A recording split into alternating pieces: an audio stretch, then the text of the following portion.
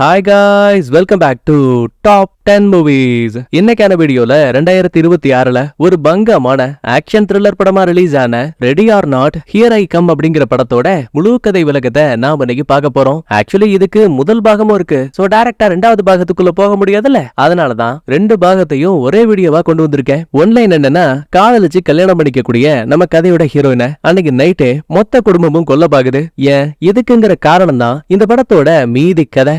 இந்த ஒன்லைனே போதும்னு நினைக்கிறேன். சோ ஆரம்பத்துல இருந்து கடைசி வரைக்கும் ஃபுல்லா பாருங்க. மறக்காம லைக் அண்ட் சப்ஸ்கிரைப் பண்ணிட்டு அம்மாவோட நேம்ல பிரேமா நேச்சுரல்ஸ் அப்படிங்கிற பிராண்ட்ல தற்போதைக்கு 2 ஹெர்பல் ஹேர் ஆயில் ப்ராடக்ட்ஸை சேல் பண்ணிட்டு இருக்கோம். ஆயிரக்கணக்கான கஸ்டமர்ஸ் வாங்கி யூஸ் பண்ணிட்டு நல்ல ரிவ்யூஸும் கொடுத்திருக்காங்க. எல்லா விதமான தலைமுடி பிரச்சனைகளுக்கும் நம்ம கிட்ட சொல்யூஷன் இருக்கு. சோ உங்கள யாருக்காச்சும் வேணும் அப்படின்னா கமெண்ட் செக்ஷன்ல வாட்ஸ்அப்போட லிங்கை கொடுக்குறேன். செக் பண்ணி உங்க ஆர்டர்ஸை பிளேஸ் பண்ணுங்க. இன்னொன்னு, இன்ஸ்டாகிராம்ல ஃபாலோ பண்ணல அப்படின்னா அதுக்கான லிங்கையும் கமெண்ட்லயே கொடுக்குறேன். மறக்காம ஃபாலோ பண்ணிக்கோங்க. அப்புறம் அடுத்து உங்களுக்கு என்ன படம் வேணும் இல்ல சீரிஸ் வேணுமான்னு கமெண்ட் செக்ஷன்ல சொல்லுங்க. வாய்ஸ்லயே நானும் ரிப்ளை பண்ணிடுறேன். சரி வாங்க இப்ப அப்படியே கதைக்குள்ள போலாமா?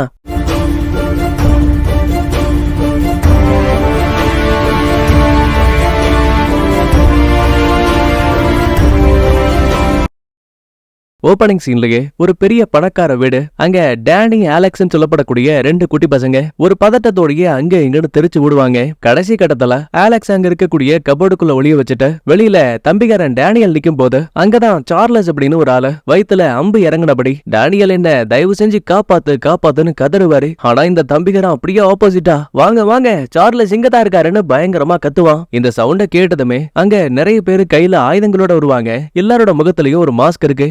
சொல்லப்படக்கூடிய ஒரு அம்மா கல்யாண கோலத்துல இருக்காங்க. தயவு செஞ்சு என் கணவரை எதுவும் பண்ணாதீங்கன்னு கெஞ்சுவாங்க. ஆனா அதெல்லாம் வேலைக்கு ஆகல. கூட இருந்த மத்தாளுங்க அம்புகளை விட்டு சார்லஸோட சோழியை முடிச்சிருவாங்க. லாஸ்டா டேனியலோட அம்மாவும் தன் முகமுடி எடுத்துட்டு, செல்லம் நீ சூப்பர் வேலை பார்த்திருக்க, நீ நம்ம குடும்பத்துல ஒரு ஆளுன்னு இவனை கொஞ்சம் பேசிட்டு அங்க இருந்து கிளம்பிடுவாங்க. இந்த இடத்துல கட் பண்ணா அடுத்த 30 ஆண்டுகளுக்கு பிறகு கல்யாண கோலத்துல இருக்க நம்ம கதையோட ஹீரோயினான கிரேஸ காட்டுவாங்க. அதே டைம்ல ஹீரோவான ஆலெக்ஸும் உள்ள வருவான். என்னாச்சு உனக்கு? கல்யாணத்தை நினைச்சு ரொம்ப பயப்படுறியா என்ன? எப்பா எனக்கு பயம் கல்யாணத்தை பத்தி கிடையாது, கொஞ்சம் வெளியில பாரு. ஒன்ற அப்பாரு எப்ப பாரு என்ன முறைச்சிட்டே இருக்கான். ஒருவேளை நான் உன்கிட்ட இருக்க பணத்துக்காக தான் உன்னை காதலிச்சிருப்பேனோன்னு அவருக்கு என் மேல சந்தேகமோ? அட என்ன பேசிட்டு இருக்க நீ? உண்மையாவே நான் கோடீஸ்வரன் தான். அதுக்காக மத்தவங்க உன்னை தப்பா நினைக்கிற மாதிரி நானும் நடந்துக்க மாட்டேன், அதுக்கான அனுமதியும் கொடுக்க மாட்டேன். அப்படி சொல்றா என் அம்சா குட்டின்னு 2 பேரும் ரொமான்ஸ் பண்ண சடனா கதவை திறந்துகிட்டு தம்பிகாரன் டேனியல் உள்ள வருவான். சோ இவங்களோட பேர்களை பார்க்கும் போதே தெரியுது ஓபனிங் சீன்ல பார்த்தா அதே குட்டி பசங்க தான் இப்ப வளர்ந்து நல்லா கெடாமாடு கணக்கா இருக்கானுங்க. 2 பேரும் ஃபன்னா சண்டை போடுவாங்க. அப்பதான் பேச்சு வாக்கல, அண்ணியாரே உங்களுக்கு இன்னமும் நேரம் இருக்கு, இப்ப கூட என் அண்ணன் வேணானா தாராளமா இங்க இருந்து கிளம்புங்க, அது உங்க உயிருக்கு நல்லது. அட போங்க குழந்தனாரே, உங்களுக்கு எப்ப பாரு விளையாட்டு அதிகம். பதிலுக்கு ஹீரோவும், இல்லமா அவ சொல்றது நிஜம்தான், உனக்கு வேணான்னு தோணுச்சுன்னா இப்ப கூட இந்த கல்யாணத்தை நிறுத்திக்கலாம், என்ன விட உனக்கு ஒரு நல்ல வாழ்க்கையும் கிடைக்கும். ஹீரோயினுக்கு என்ன தோணும், சரி இந்த பயலுங்க 2 பேரும் நம்ம கிட்ட ஃபன் பண்றாங்க போலன்னு அவனுங்க சொன்ன எதையுமே காது கொடுத்து கேட்கல. அதுக்கப்புறம் போட்டோஸ் எல்லாம் எடுக்கும் போது நம்ம ஹீரோவோட அப்பாவும், என்னடா அந்த பிள்ளைகிட்ட உண்மைகளை சொல்லிட்டியான்னு கேட்டா, இல்ல அதுக்கு சரியான நேரம் கிடைக்கலங்கிறான். அப்புறம் இன்னொரு விஷயம், இவ்வளவு பெரிய மாளிகை இருந்தாலும் கூட இந்த பையலுங்க வெறும் 3 பேரை மட்டும் வேலைக்காக வச்சிருக்காங்க. ஏன் எதுக்குன்னு தெரியல. கல்யாணத்துக்கும் இவங்களுக்கும் சம்பந்தமே இல்லாத மாதிரி ஒரு பாட்டியம்மா சேர்ல உட்கார்ந்துருக்காங்கல்ல, எக்ஸாக்டா இதே லேடியோட புருஷனை தான் ஓபனிங் சீன்ல, அதாவது அந்த சார்லஸ போட்டு இருப்பாங்க. ஆமா, 30 வருஷத்துக்கு முன்னாடி பார்த்த அந்த ஹெலன் அப்படிங்கிற கல்யாண பொண்ணு இவங்க தான். வாழ்க்கையவே வெறுத்த மாதிரி நம்ம ஹீரோயினியே குறுகுறுன்னு பாக்க, ஏடா விட்டா அந்த பாட்டி என்ன கொலை பண்ணிடும் போலியே, இதுக்கடா இந்த முறை முறைகிறா?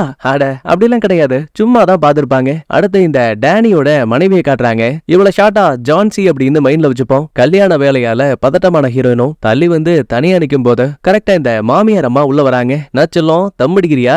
இல்லங்க எனக்கு அதெல்லாம் பழக்கம் இல்ல. சரி சரி ரொம்ப பதட்டமா இருக்குல்ல, கவலைப்படாத சரியாயிடும்னு ஆறுதல சொல்லி சொந்த பந்தங்களுக்கு மத்தியில ஒரு வழியா கல்யாணமும் முடியுது. முகத்துல அம்புட்டு சந்தோஷம். அன்னைக்கு நைட் ஆகுது. கல்யாணத்தை முடிச்ச கையோட நைட்டு சம்பவத்தை பண்ணலான்னு 2 பேரும் பெட்ரூம்க்கு வரும்போது தாய் கிழவி இருட்டுக்குள்ள பேய் மாதிரி நிக்கிறாங்க. ஏ பெருசு, நீ இங்க என்ன பண்ணிட்டு இருக்க? அந்த அம்மா ரொம்ப சிம்பிளா, இல்ல அலெக்ஸ் கீழே எல்லாரும் வெயிட் பண்றாங்க, முதல்ல வாங்க. இப்படி பேசிட்டு அங்க இருக்க சீக்கிரட் டோர் வழியா வெளியில போறாங்க. அடேங்கப்பா, என்னடா அது ரகசிய கதவா? அதுவா, இங்க இருக்க வேலைக்கார பொண்ணுங்க சாப்பாடு கொடுக்கறதுக்கு அந்த கதை வழியா தான் வருவாங்க. அப்புறம் இன்னொன்னு, பாட்டி அம்மாவுக்கு லைட்டா மண்டக்கோளாறு, இப்படிதான் ஏதாவது எசக்க பசக்க பண்ணிட்டு இருப்பாங்க, அதெல்லாம் மைண்ட்ல வச்சுக்காத. சரி எல்லாம் ஓகே தான், தூங்க போற டைம்ல இதுகடா அவங்க வீட்டுல எல்லாரும் மீட்டிங் போறானுங்க. ஒரு தயக்கத்தோடயே, இந்த பாரு நான் சொல்றது கேட்க கொஞ்சம் வித்தியாசமா இருக்கும், அதாவது இன்னைக்கு நைட்டு பண்ணிட்டு ஃபேமிலிக்குள்ள யாராவது கல்யாணம் பண்ணிக்கிட்டு புதுசா வராங்கன்னு வை, அவங்கள எங்க கிட்ட இருக்க ஒரு பெட்டியில இருந்து ஒரு கார்டு எடுக்க சொல்லுவோம். உதாரணத்துக்கு கபடி, கொக்கோ, கண்ணாமூச்சி, ரேரேன்னு என்ன கேம் இருந்தாலும் சரி அத அவங்க விளையாடணும். டேய் என்ன காமெடி பண்ணிட்டு இருக்க, இதெல்லாம் ஒரு விளையாட்டா? இங்க பாரு சிரிக்காத, இது எல்லாமே எங்க குடும்பத்தோட சம்பிரதாயங்கள்ல ஒண்ணு. சரி கோவப்படாத, இப்ப என்ன நான் அந்த போட்டியில ஜெயிச்சாகணுமா? ஐய நீ ஜெயிக்கலாம் வேணாம், சும்மா நீ விளையாண்டா மட்டும் போதும். இந்த பாரு கிரேஸ், நான் முதல்ல கீழே போறேன், அதுக்கப்புறம் நீ வான. அலெக்ஸ் அங்க இருந்து கிளம்பிடுவான். கொஞ்ச நேரத்துக்கு அப்புறம் ஹீரோயின் வருவாங்க. அப்ப இந்த மாமியார் உள்ள போந்து, செல்லம் உன்னை எனக்கு பார்த்தோன்னே ரொம்ப பிடிச்சு போயிடுச்சு, அதை விட முக்கியமா என் பையன் இத்தனை வருஷமா எங்க கூட சேரவே இல்ல, படிப்பு பிசினஸ்னு தனியாவே வளர்ந்துட்டான், ஆனா நீ அவனை கூட்டிட்டு வந்திருக்க பாத்தியா, அங்க நிக்கிற நீ. அட பரவாயில்ல விடுங்க ஆன்ட்டி, இதுக்காக எதுக்கு புகழ்ந்துட்டு இருக்கீங்க? கரெக்டா அதே டைம்ல ஜான், ஜார்ஜ் அப்படின்னு ரெண்டு குட்டி பசங்க ஒரு சின்னோண்டு மாஸ்க் எடுத்து மாடிக்கிட்டு, டே ஓடாத உன்னை கொல்லாம விட மாட்டேன்னு சின்னதா கேம் விளையாடிட்டு இருப்பாங்க. ஆக்சுவலி அது வேற யாரும் கிடையாது, நம்ம ஹீரோவுக்கு ஒரு தங்கச்சி இருக்கா, அவங்களோட பசங்க தான். கருமம் பிடிச்சவனுங்க கல்யாணத்துக்கு வராம எல்லாம் முடிஞ்சதுக்கு அப்புறம் இங்க வந்திருக்காங்க. உரிச்சு வச்ச போண்டா கோழிமா இருக்கான் இல்லையா, இவன் தான் தங்கச்சியோட புருஷன், அதாவது ஹீரோவுக்கு மச்சான். இப்ப எல்லாருமே ஹீரோயின் கிட்ட இன்ட்ரோ ஆயிடுவாங்க. மணி சரியா 11:55 ஆகும் போது நைனா உள்ள போந்து, நம்ம குடும்பத்துக்குன்னு பாரம்பரியம் இருக்கு, இந்த அறைக்குள்ள குடும்பத்தை சேர்ந்தவங்க மட்டும்தான் போக முடியும்னு கதவை திறந்து உள்ள வந்தா விதவிதமான கத்தி, துப்பாக்கின்னு ஆயுதங்களை சும்மா அடுக்கி வச்சிருக்கானுங்க. கூடவே லீங்கிற இவங்களோட முன்னோர்களோட ஒரு போட்டோ இருக்கு. நைனாவும் ஒரு கதையை சொல்ல ஆரம்பிக்கிறாரு. எங்க முன்னோர்கள்ல ஒருத்தரான லீ, அவருக்கு வேட்டையாடுறது அப்படின்னா அவ்வளவு பிடிக்கும். ஒரு நாள் காடுகளுக்குள்ள வேட்டைக்கு போகும்போது அவரோட கையில ஒரு வித்தியாசமான பெட்டி கிடைச்சது. சில பல வருஷங்கள் அதை எப்படி திறக்கணும், எப்படி பயன்படுத்தணும்னு அவருக்கு எதுவுமே தெரியலையா. அப்பதான் திடீர்னு ஒரு நாள் அந்த பெட்டியும் திறக்க உள்ள ஒரு காடை வச்சதுமே அவங்க என்ன விளையாட்ட விளையாடணும்னு அந்த பெட்டியே அந்த சீட்டுல எழுதி கொடுக்குமா. அது என்ன விளையாட்டா இருந்தாலும் சரி, விடியற் கால சூரியன் உதிக்கிற வரைக்கும் அவங்க அந்த விளையாட்டை ஆடிக்கிட்டே இருக்கணுமா. இந்த மாதிரி பேசிட்டு அந்த மந்திர பெட்டிய ஹீரோயினோட கையில கொடுக்கும் போது அந்த புள்ள விளையாட்டோட ஆபத்து தெரியாம சிரிச்சபடியே ஒரு கார்டு எடுத்து அந்த பெட்டிக்குள்ள வச்சதுமே அது பதிலுக்கு அந்த சீட்டை வெளியில தள்ளுது. எடுத்து பார்க்கும்போது ஹைட் அண்ட் சீக் அப்படின்னு எழுதிருக்கு. ஒரு நிமிஷம் ஹீரோ அங்க இருக்க மத்தாளுங்கன்னு எல்லாரோட முகமும் மாறி போகுது. அட எதுக்கு பயப்படுறீங்க, இது வெறும் கண்ணாமூச்சி விளையாட்டு தானே, நான் ஒளிஞ்சுக்கிறேன், நீங்க என்ன கண்டுபிடிங்க, அவ்வளவுதான், விளையாட்டு ரொம்ப ஈஸியா முடிஞ்சிடும்ல, முதல்ல நீ போய் ஒளிஞ்சுக்கோன்னு சொல்லும் போது ஹீரோயின் கிளம்ப நடப்பா. அப்ப ஹீரோ உள்ள போந்து, கொஞ்சம் வெயிட் பண்ண, என் கூட ரூம்க்கு வா, உங்ககிட்ட ஒரு முக்கியமான விஷயத்தை பத்தி பேசியாகணும். ஆனா நைனா உள்ள போந்து, இல்ல இது ரூல்ஸ்ல கிடையாதுங்கிறான். அப்பதான் சந்தேகத்துல ஹீரோயினும், ஏப்பா கண்ணாமூச்சி விளையாட போறோம், ஆனா வீடு ஃபுல்லா கேமராக்கள் இருக்கு, இத வச்சு கண்டுபிடிச்சா அந்த கேம் எப்படி நேர்மையா இருக்கும். அடடா கவலைப்படாத, அந்த கேமராக்களை நாங்க ஆஃப் பண்ணிடுவோம். இவ சொல்றதுக்கு ஏத்த மாதிரி வீட்டுல இருக்க வெயிட்டர் பையனும் ஒட்டுமொத்த சிசிடிவி கேமராக்களையும் ஆஃப் பண்ணி விட்டுருவான். ஒரு பக்கம் ஹீரோயின் ஒளியிலாமேன்னு மாடிக்கு ஓடிட்டு இருக்கா. அதே டைம்ல கீழே இந்த சொந்தக்கார பயலுங்க அறை ஃபுல்லா இருந்த ஆயுதங்கள் இருக்குல்ல, அத ஆளுக்கு ஒண்ணா பிரிச்சு பங்கு போட்டுக்கிறானுங்க.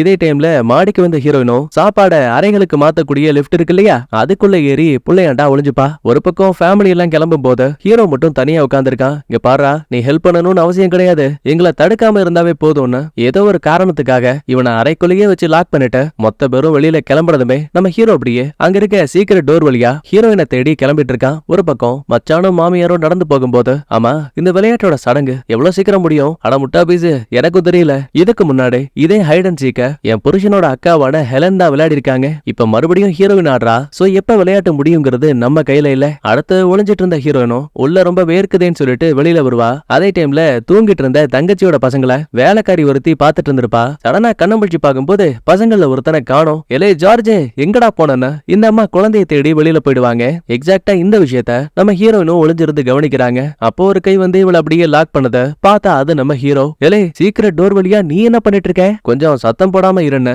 ரெண்டு பேரும் பெட்டு கிட்ட ஒளியும் போது வேலைக்கார புள்ள உள்ள வந்து ஜார்ஜ தேடிட்டு இருக்கா. சரி ஒருவேளை அந்த பையன் இங்க வரல போலன்னு யதார்த்தமா வெளியில போக நினைக்கும் போது படார்னு இவளோட ஒரு பக்க கண்ணை பார்த்து யாரோ ஒரு ஆளு சுட்டு தள்ளிட்டாங்க. அவ்வளவுதான், அவ சோலி முடிச்சு. கண்ணுக்கு முன்னாடி இதை பார்த்து ஹீரோயின் மிரண்டு போக அப்ப துப்பாக்கியோட இந்த தங்கச்சிக்காரி உள்ள வருவா. பின்னாடியே நைனா பாட்டின்னு மொத்த பேரும் வந்துட்டாங்க. அடி சண்டால பாவி, என்னடி பண்ணி வச்சிருக்க, மன்னிச்சிருங்கப்பா, நான் அந்த ஹீரோயின் நினைச்சு சுட்டுட்டேன், கெட்டுச்சு பொழப்பு. ஏண்டி உனக்கு தெரியும்ல ரிச்சுவல் முடியணும் அப்படின்னா நாம அந்த ஹீரோயினை உயிரோட வச்சிருக்கணும். ஒருவேளை உனக்கு சுடணும்னு ஆசை இருந்தா அவ கையை காலு இந்த மாதிரி இடத்துல மட்டும் சுடணும், சரியா? நடக்கிற எதுவும் புரியாம அழுதபடியே ஹீரோயின் நடுங்கி போக இப்ப வந்த நைனாவும் பாட்டியம்மாவும் இறந்து போட அந்த வேலைக்காரி உடம்ப அப்புறப்படுத்துறாங்க. மீதி ஆளுங்க ஹீரோயினை தேடி கிளம்புறாங்க. அதுக்கப்புறம் அவசர அவசரமா எந்திரி எந்திரி, நாம இங்கிருந்து கிளம்பி ஆகணும். ஆனா ஹீரோயின் விடாம விடாம இங்க என்ன நடக்குது, எதுக்காக அந்த புள்ளைய கொன்னாங்க, எதுக்காக என்ன கொல்ல பாக்குறாங்கன்னு எக்கச்சக்கமான கேள்வியை கேப்பா. ஹீரோ வாயவே திறக்க மாட்டேங்கிறாங்க. இதுக்கிடையில தங்கச்சிக்காரி வேற ஜம்முன்னு போதை ஏத்திட்டு இருக்கா. அடுத்து சுரங்க பாதைக்குள்ள எஸ்கேப் ஆன ஹீரோவும் இங்கதான் ஒரு கதையை சொல்ல ஆரம்பிக்கிறான். இங்க பாரு, நீ நினைக்கிற மாதிரி இந்த ஹைட் அண்ட் சீக் அப்படிங்கிறது சாதாரண விளையாட்டு கிடையாது.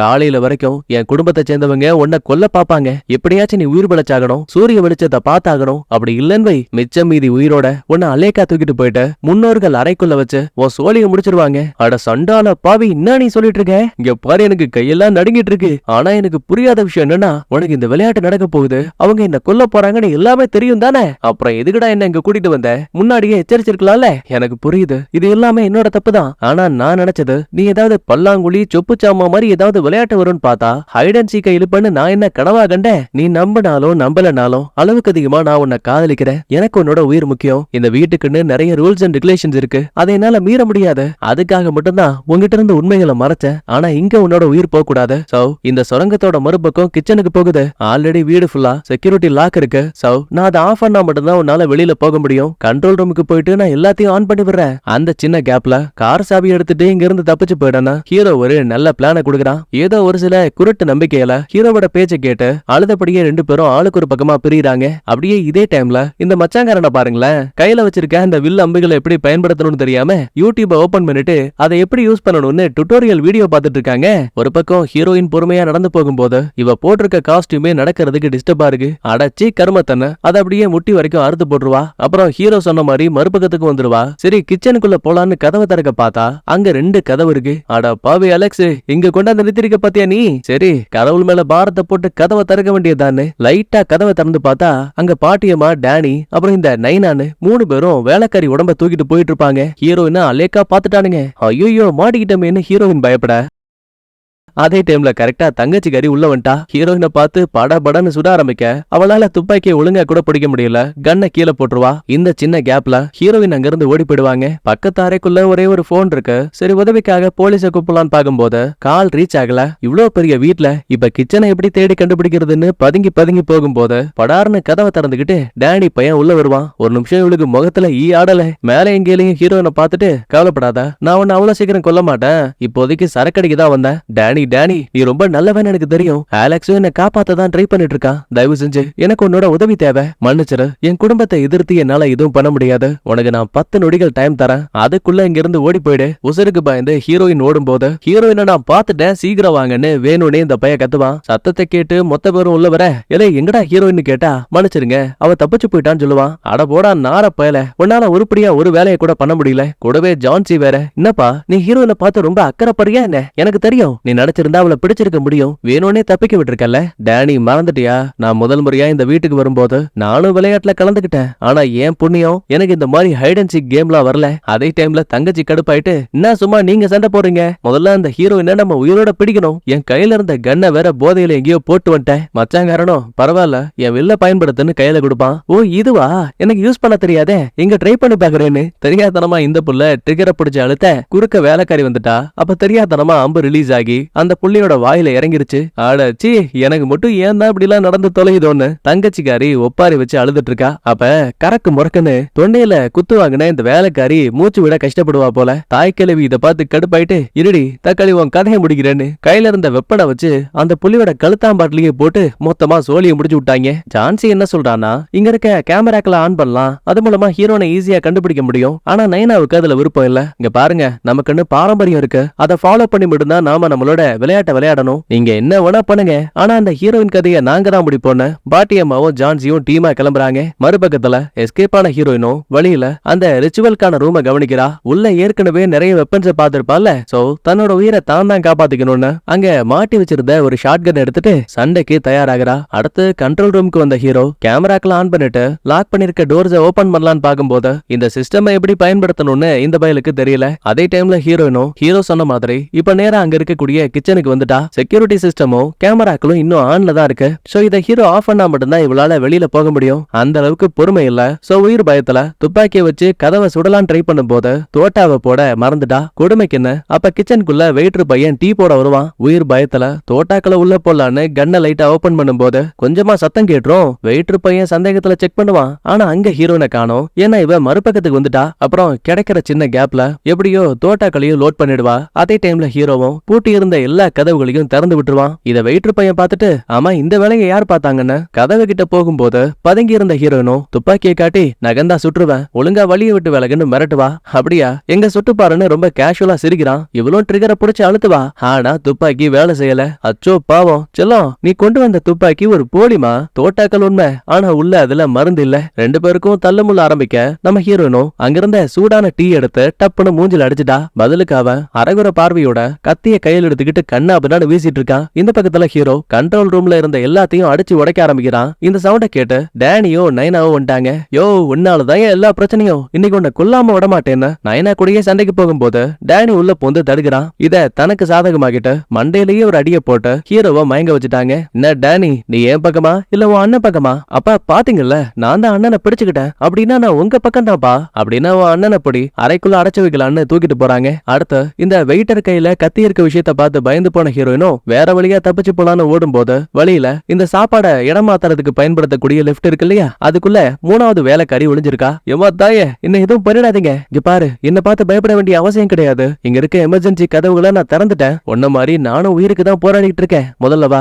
இங்க இருந்து வெளியில போலாம். அவங்க என்னத்தான் தேடுறாங்கன்னு ஒரு வார்த்தையை சொல்லுவா. அடுத்த செகண்ட் இந்த வேலைக்காரி தான் உயிருக்கு ஆபத்து வரக்கூடாதுங்கிறதுக்காக எல்லாரும் இங்க வாங்க, நீங்க தேடிட்டு இருக்க ஹீரோயின் இங்க தான் இருக்கான்னு கத்துவா. கூடவே ஹீரோயினை லிப்டுக்குள்ள விடக்கூடாதுன்னு இவ கதவை லாக் பண்றதுக்கான பட்டனை பிடிச்சு அழுத்த தெரியாதரமா இவளோட தலை வெளியில வந்து மாட்டிக்கும். அப்புறம் என்ன, ரெண்டு கதவுகளுக்கு நடுவுல எலி கணக்கா மாட்டிக்கிட்டு நசுங்கி அங்கேயே இறந்து போயிடுவா. கொஞ்ச நேரத்துக்கு அப்புறமா வெயிட்டர் பின்னாடி வந்து பார்க்கும்போது இறந்து போன வேலைக்காரி மட்டும்தான் இருக்கா. நம்ம ஹீரோயினை காணோம். மறுபடியும் 4 பேரும் ஒரு அறைக்குள்ள மீட்டிங் போட்டு எப்பாடுபட்டாலும் ஹீரோனை தப்பிக்க விடக்கூடாது. ஒருவேளை காலையில விடியறதுக்குள்ள சடங்கு நல்லபடியா முடியலன்னா தெரியும்ல, நம்ம முன்னோர்கள் கொத்து கொத்தா இறந்து போனாங்க. அதே மாதிரி நாமளும் இறந்து போறதுக்கான வாய்ப்பு அதிகம். இவங்க பேசிட்டு போனதுமே கேமரா அப்படியே அங்க இருக்க ஜன்னல் கிட்ட போகுது. என்னன்னு பாக்கும்போது இங்க இருக்க கதவுகள் திறந்ததால ஹீரோயினும் அத தனக்கு சாதகமாகிட்டு எக்ஸாக்டா இதே ஜன்னல் வழியா எஸ்கேப் ஆகி அங்க இருக்க சுவர்களை ஒட்டினபடி ஒளிஞ்சிட்டு இருக்கா. தரைய பாக்கும்போது அங்க நிறைய புதர்களா இருக்கு. சோ கீழே குதிச்சாலும் இவளுக்கு சேஃப் தான். வீட்டோட கீழ் பகுதியில மச்சாங்கர உட்கார்ந்து செல்லனோண்ட பிளான் போட்ட மாதிரியே ஹீரோயினும் மாடியில இருந்து புதர்களுக்குள்ள குதிக்கிறா. இந்த பயலோட கண்ணுல மாட்டாம உசுர காப்பாத்திக்க இரவு நேரத்துல காடுகளுக்குள்ள ஓட ஆரம்பிக்கிறா. ஆல்ரெடி சொன்ன மாதிரி ஹீரோவோட ஃபேமிலி ஃபுல்லா கோடீஸ்வரனுங்க. சோ சில பல ஏக்கர்களுக்கு இந்த பயலங்களோட வீடும் நிலமும் மட்டுமே இருக்கு. இங்க ஆள் நடமாட்டம் கூட இருக்காது. இப்பேற்பட்ட இடத்துல தனியா ஓடக்கூடிய ஹீரோயினுக்கு முன்னாடி ஒரு சின்ன வெளிச்சம் தெரியுது. பயந்து போனவ அங்க இருக்க கொட்டகைக்குள்ள வந்து ஒளிஞ்சுப்பா. கொஞ்ச நேரத்துக்கு அப்புறம் ஹீரோயின் பக்கமா அந்த வெளிச்சம் வருது. சரி எவன்டா வந்திருக்கான்னு பாக்கும்போது அது இந்த தங்கச்சிகாரியோட புள்ள ஜார்ஜ். அப்பாடா நீதானா, நான் வேற யாரோ நினைச்சு பயந்துட்டேன். செல்லம், இங்க ஒரு பெரிய ஆபத்து இருக்கு, நீ என் கூட வந்துருன்னு இவங்கிட்ட நல்லபடியா பேசலான்னு கிட்ட போனா அவன் சடனா கையில ஒரு கன் எடுக்கிறான். அடே என்ஜன் அப்படின்னு புள்ளையாண்டா கைய தூக்கிட்டா. குட்டி குஞ்சா சொல்றத கேள்றா, எதையாவது அமுக்கினா இசுக்க பசுக்காயிரும். இவ சொல்லி முடிக்கிறதுக்குள்ளேயே அவன் ட்ரிகரை பிடிச்சு அழுத்த மெதுவடையில ஓட்ட போட்ட மாதிரி கைக்கு நடுவுல ஓட்டைய போட்டாங்க. நம்ம ஆளுக்கு எப்படி இருக்கும், அடங்கொப்பா மவனே நீ என்ன வேலை பார்த்தன்னு மூஞ்சி மேலேயே ஒரு குத்து விடுவா. அவன் அங்கேயே மயங்கிட்டான். அடுத்து வழி தாங்க முடியாம கீழே விழும்போது அங்க இருட்டுக்குள்ள ஆட்ட பார்த்து பயந்து தடுமாறி பின்னாடி இருக்க ஒரு சின்ன கதவுக்குள்ள விழுந்துடுவா. ஆக்சுவலி அது ஒரு சின்ன குழியும் கூட. உள்ள ஏற்கனவே இறந்து போன பல ஆடுகள் இருக்கு. அதுல ஒன்னா ஒரு ஆளோட எலும்பு கூட இருக்கு. ஐயோ, இப்ப ஏற்பட்ட இடத்துக்குள்ள நம்ம இருக்க கூடாதுன்னு கையில வலியெல்லாம் பொறுத்துக்கிட்ட அங்க இருக்க சின்ன ஏனியை பிடிச்சு நம்மால மேல வருவா. கிட்டத்தட்ட எஸ்கேப் ஆக போற டைம்ல அந்த ஏனி டப்புன்னு உடஞ்சு போயிடும். ஒரு கைய வச்சு அங்க இருக்க கட்டைய பிடிச்சு தங்குவா. காயம் இருந்தா பரவாயில்ல, இன்னொரு கைய சப்போர்ட்டுக்கு பிடிக்கலான்னு நீட்டும் போது கொடுமையை பாருங்க, ஒரு ஆணி வெளியில வந்தபடி இருக்கும். ஹீரோனோட கையில ஓட்ட இருக்கும் இல்லையா, கரெக்டா அதுக்கு நடுவுல அந்த ஆணி வந்துருச்சு. வலியெல்லாம் பொறுத்துக்கிட்டு நம்ம ஆளு கஷ்டப்பட்டு மேல வந்துட்டா. ரத்த ஓட்டம் அதிகமா இருக்கு. சோ துணியை கழிச்சு சின்னதா கட்டு போட்டுட்டு மறுபடியும் இங்க இருந்து ஓட ஆரம்பிக்கும் போது எதர்ச்சியா இந்த விஷயத்த ஜான்சி புள்ள வீட்டுக்குள்ள இருந்து பாத்துட்டா. உடனே வெயிட்டர் கிட்ட ஹீரோயின் தப்பிச்சு வடக்கு கேட்டு கிட்ட போயிட்டு இருக்கா. ஒழுங்கா அவளை பிடிக்கிறதுக்கான வழியை பாரு, நான் மத்தவங்க கிட்ட இதை சொல்றேன்னு ஆளுக்கு ஒரு பக்கமா பிரிஞ்சிருவாங்க. ஹீரோயின் கஷ்டப்பட்டு ஒரு வழியா தப்பிக்கிறதுக்கான கேட்டை கண்டுபிடிச்சிட்டா. ஆனா ஏற முடியல, ஏன்னா இவளோட கையில காயம் ரொம்ப பெருசா இருக்கு. அப்பதான் நடுவுல ஒரு சின்ன கம்பி வளைஞ்சிருக்க விஷயத்த கவனிக்கிறா. ஆஹா, இதை உடைச்சிட்டா எஸ்கேப் ஆக ஈஸியா இருக்கும்னு மல்லு கட்டி இழுப்பா பாருங்க. கரெக்டா கம்பி அப்படியே கையோட புடுங்கிடுச்சு. அப்புறம் தான் உடம்பையே வழுக்க வலுக்கட்டாயமா அந்த கம்பியோட கேப்புக்குள்ள விடும்போது சின்ன சின்ன கீரல் அப்படியே உடம்பு ஃபுல்லா பட ஆரம்பிக்குது. கடவுள் புண்ணியத்துல தப்பிச்சு வெளியில வந்ததுமே அதிர்ஷ்டவசமா இவளுக்கு முன்னாடி ஒரு கார் வந்து நிக்குது. ஐயா என்ன காப்பாத்துங்க காப்பாத்துங்கன்னு கெஞ்சுவா. ஆனா ஒரு பணக்கார வீட்டு காரு நம்ம ஹீரோனை ரத்த வெள்ளத்துல பார்த்தா என்ன தோணும்? ஒருவேளை இந்த அம்மா கொலைகாரி போல நம்மள ஏதாவது பண்ணிட்டா என்ன பண்றதுன்னு பயந்துகிட்டு அந்த பையன் கார் எடுத்துக்கிட்டு மின்னல் வேகத்துல கிளம்பிட்டான். அட சண்டால பாவி, நீ நல்லா இருப்பியா? நாசமா போயிடுவே அப்படி இப்படின்னு இந்த அம்மா சாபத்தை விட்டு தள்ளுவா. கொடுமைக்கு என்ன, இந்த வெயிட்டர் இருக்கான் இல்லையா, அவன் வேற கார்ல வந்துட்டு இருக்கான். பயந்து போன ஹீரோனும் அங்க இருக்க காட்டுக்குள்ள போய் ஒளிஞ்சுப்பா. அப்ப வந்த வெயிட்டரும் அங்க இருக்க வேலையை பார்க்கும்போது கம்பி உடைஞ்சிருக்கு, ஹீரோயினோட துணி அதுல மாட்டிருக்கு. சோ கண்டிப்பா ஹீரோயின் தப்பிச்சு காட்டுக்குள்ளதான் போயிருப்பான்னு இவன் ரொம்ப ஈஸியாவே கண்டுபிடிச்சிருவான். கூடவே இந்த விஷயத்த கால் பண்ணி நைனாவுக்கும் ஃபேமிலிக்கும் இன்ஃபார்ம் பண்ணிடுவான். அப்பதான் டேனி இந்த மாதிரி அலெக்ஸ கட்டி போட்டிருக்க விஷயத்த சொல்லும் போது பாட்டியம்மா உள்ள பூந்து, என்னடா உங்க அண்ணன் மேல அக்கறைப்படுறியா? இங்க பாரு, 30 வருஷத்துக்கு முன்னாடி என் புருஷனையே நான் கொன்னவன். நம்ம குடும்பத்துக்காக எதையும் இழக்க தயாரா இருக்கணும், எதுக்காகவும் நம்ம குடும்பத்தை இழந்துடக்கூடாது. ஒரு பக்கம் ஹீரோ மயக்கத்தை விட்டு கண்ணு முடிச்சதுமே இவன் மாட்டியிருக்க அந்த விலங்கு இருக்குல்ல, அதையே ஏதோ ரம்பத்தை போல நினைச்சுக்கிட்டு அந்த மரக்கட்டையவே அறுக்க ட்ரை பண்ணிட்டு இருக்கான். அடுத்து டேனியும் தங்கச்சியும் இறந்து போன உடல்களை ஆட்டு கொட்டகைக்குள்ள இருக்க அந்த சின்ன கிடங்குக்குள்ள வீசும் போது எதிர்ச்சியா இங்கதான் புள்ளகாரன் ஜார்ஜ் மயங்கி போயிருக்க விஷயத்தையும் கவனிக்கிறாங்க. இல்லை உனக்கு என்னடா ஆச்சு? ஆமா, வெளியில எல்லாருமே நீங்க அந்த கிரேஸ் அக்காவை துரத்துனீங்கல்ல, அதனாலதான் நானும் பின்னாடியே ஃபாலோ பண்ணிட்டு வந்தேன். கிடைச்ச சின்ன கேப்ல துப்பாக்கியால சுட்டேன், ஆனா அந்த அக்கா என்ன அடிச்சு போட்டு ஓடிட்டா. ஐயோ செல்லம், குடும்ப மானத்தை நீ தான் காப்பாத்த போறேன்னு தங்கச்சிக்காரி மெண்டல் மாதிரி பேசும்போது டேனிக்கு ஒரு நிமிஷம் தான் குடும்பத்தோட நிலைமை நாளுக்கு நாள் மோசமாயிட்டு இருக்குங்கிற விஷயமே புரிய ஆரம்பிக்குது. இன்னொரு பக்கத்துல இந்த வெயிட்டர் இருக்கா இல்லையா, அவன் தப்பிச்சு போக பார்த்த ஹீரோயினை பார்த்துட்டான். காரை வச்சு இடிக்கலாம் ட்ரை பண்ணும் போது ஹீரோயின் தடமாரி கீழே விழுந்துருவாங்க. கிட்ட வந்தவன இவ கழுத்துல பெல்ட்டை போட்டு லாக் பண்ணிட்டா. கொஞ்சம் கொஞ்சமா அந்த பையன் அப்படியே மயங்கியே போயிடுவான். இந்த சின்ன கேப்ல இவன் ஓட்டிட்டு வந்த கார் இருக்கு இல்லையா,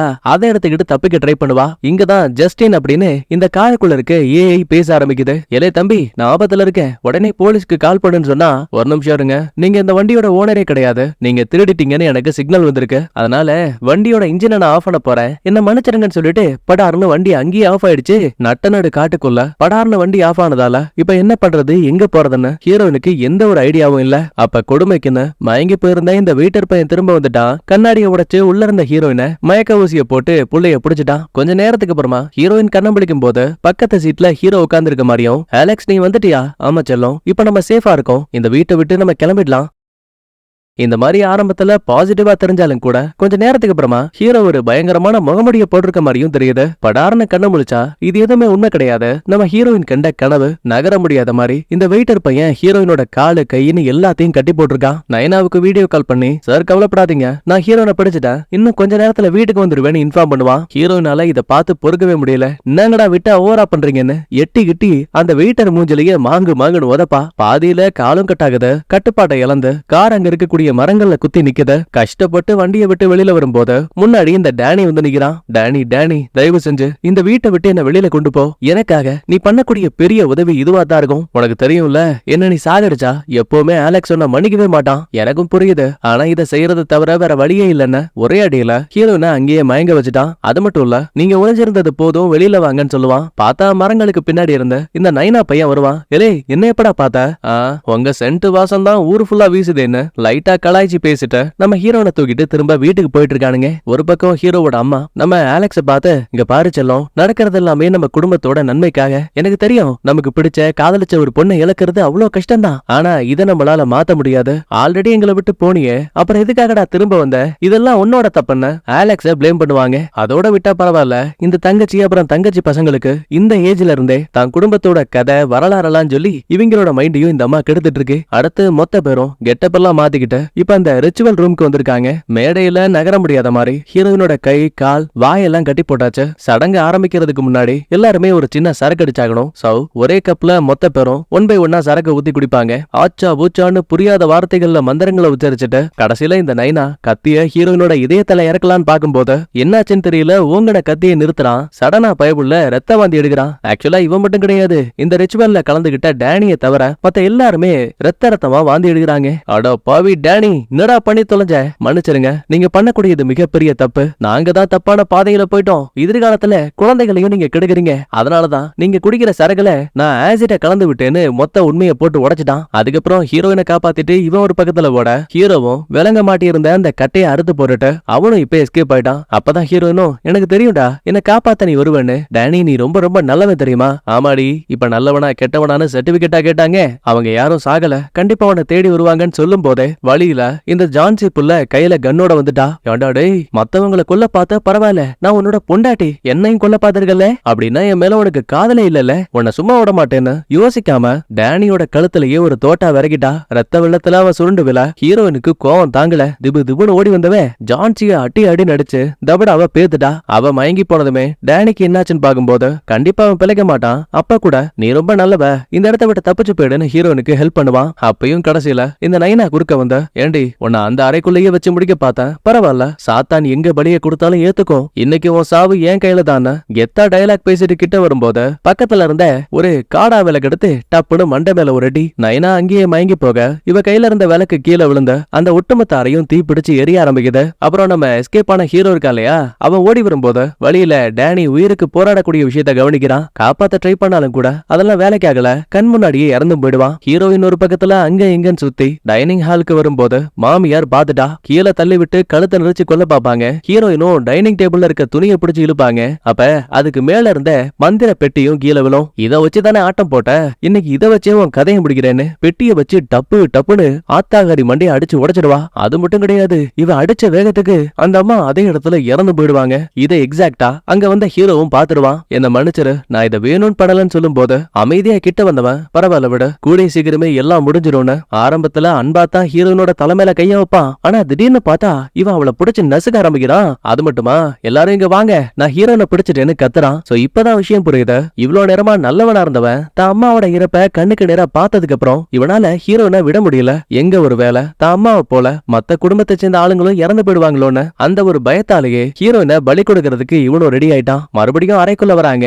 ரிச்சுவலை பண்ணி முடிச்சிட்டு கத்திய ஹீரோ கரெக்டா ஹீரோயின் நெஞ்சல இறக்க போகும்போது ஒரு இன்ச்சு விலகிட்டா தோள்பட்டையில இறங்கிருச்சு. அதே கத்திய கையில புடுங்கிட்டு கிட்ட வந்தீங்கன்னா கொன்றுவேன்னு மிரட்டுவா. இங்கதான் தாய் கிழவியும் எதிர்ச்சியா ஜன்னல்ல வெளிச்சம் தெரியுற விஷயத்த கவனிக்கிறாங்க. ஒரு ஆர்வத்துல கதவை திறந்தா தக்காளி விடிஞ்சே போச்சு, சூரிய வெளிச்சம் வந்திருக்கு. மொத்த பேருக்கும் மரண பயம். இல்ல இல்ல நாங்க சாக விரும்பலன்னு அப்படியே கண்ணை மூடி கதறுவானுங்க. ஆனா நினைச்ச மாதிரி கொஞ்ச நேரத்துக்கு இவங்களுக்கு எதுவுமே ஆகல. மச்சாங்காரனும், ஓ அப்படின்னா இதெல்லாம் உண்மை கிடையாதா, வெறும் கட்டுக்கதையா, அடா பாவீங்களா, இது தெரியாம நம்ம இவ்வளவு நாளா கொலைகளை பண்ணிட்டு இருந்தோமே, விளையாட்ட விளையாடிட்டு இருந்தோமே, அட்லீஸ்ட் இனிமே வாச்சும் நம்ம நிம்மதியா இருக்கலாம்னு சொல்லும் போது தாய் கிழவி சும்மா இல்லாம நேரம் போனா என்ன, சாத்தான் கடவுளே உங்களுக்கான பலியை நான் கொடுக்கறேன்னு கோடாரிய கையில எடுத்துக்கிட்டு ஹீரோயின் பக்கமா வரும்போது நினைச்சு பார்க்க முடியாத நேரத்துல படார்னு அந்த அம்மா உடம்பு வெடிக்குது.